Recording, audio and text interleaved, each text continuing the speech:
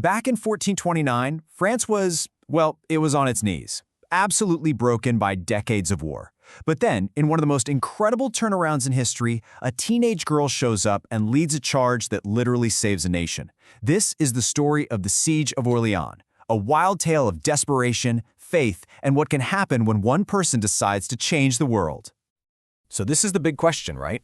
The 100 Years' War was this huge, sprawling conflict that went on for generations. How on earth could one person, a teenage peasant girl no less, actually change its course? Well, to figure that out, we first have to understand just how hopeless things really were for France. To really get why Orleans was such a miracle, you have to feel the despair that came before it. The early 1400s were just a total nightmare for France. I'm talking defeat after crushing defeat, leading to a treaty that disinherited their own king.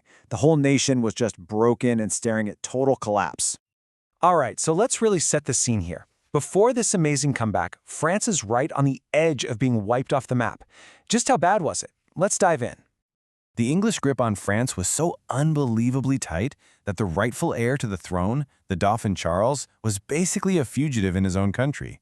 He was ruling this tiny little sliver of land from the south, a king without a crown, just watching his country get eaten alive. The future didn't just look grim, it looked impossible. I mean, the English just held all the cards. It wasn't just that they had more land, they had all the momentum, they had political legitimacy from a treaty that gave their king the French crown, and they were up against a French army that had completely lost its will to fight. And all of this history, all this desperation, it was all going to come to a head at one city, Orléans. Literally everything hinged on its survival.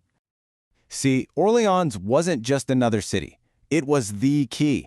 It sits right on the Loire River, and it was the last major fortress keeping the English from just sweeping south and crushing what was left of France. If Orléans fell, France fell. It's as simple as that. And when you look at the strategies, they couldn't be more different. The English were being really methodical, patiently building a ring of forts to basically strangle the city into submission. Meanwhile, inside the walls, the French, well, they couldn't do much but just try to hang on and pray for a miracle.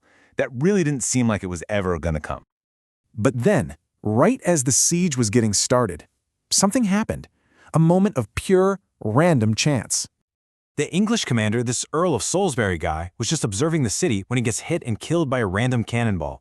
Just like that. It was a huge blow to English morale.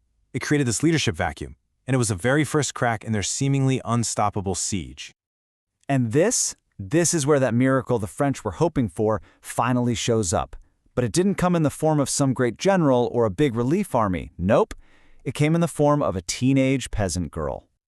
This was her astonishing claim, that she, an illiterate farm girl, was on a mission from God himself to save France. Now, in an age of deep faith and even deeper desperation, this message, delivered with such absolute conviction, it started to hit home. Her journey to get there was just unbelievable.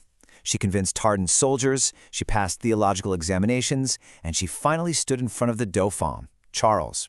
And with pretty much every other option gone, he made a last-ditch, desperate gamble and sent this teenage girl to Orléans. The second Joan arrives, everything changes. Instantly. A stalemate that had dragged on for 7 agonizing months was about to be completely shattered with unbelievable speed. It took just 4 days. 4, that's it. 4 days to completely break a siege that had seemed absolutely unbreakable. Her presence was like a lightning strike to the soul of the French army. Fired up by her presence, the French army finally went on the attack. They launched this series of aggressive, stunningly successful assaults, taking one English fort after another. And get this, during the final, crucial attack on the Tourelles fortress, Joan gets wounded by an arrow.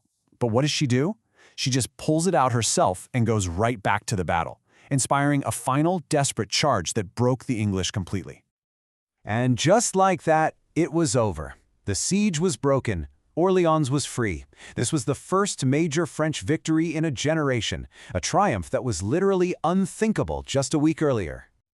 So what was the real long-term impact of this one victory? Why are we still talking about the Siege of Orléans centuries later? See, this victory wasn't just military. It was a psychological and political earthquake. It proved Joan's mission was real, it legitimized Charles's claim to the throne, and it sparked this wave of confidence that carried the French to more victories, all leading to Charles's coronation at Reims. The tide had truly, finally turned. And this, right here, this is the ultimate legacy of the siege. The victory at Orléans did way more than save a city. It saved a nation's soul. It transformed a defeated, demoralized people into a unified force with a renewed sense of who they were and what they were fighting for. So we're left with this puzzle, aren't we? What actually saved France? Was it a literal miracle from God? Was it the leadership of a brilliant, unconventional military mind? Or was it simply the power of a symbol, a beacon of hope that showed up in the nation's absolute darkest hour? You know, the answer is probably all three, just a perfect storm that changed the course of a war and the fate of a nation.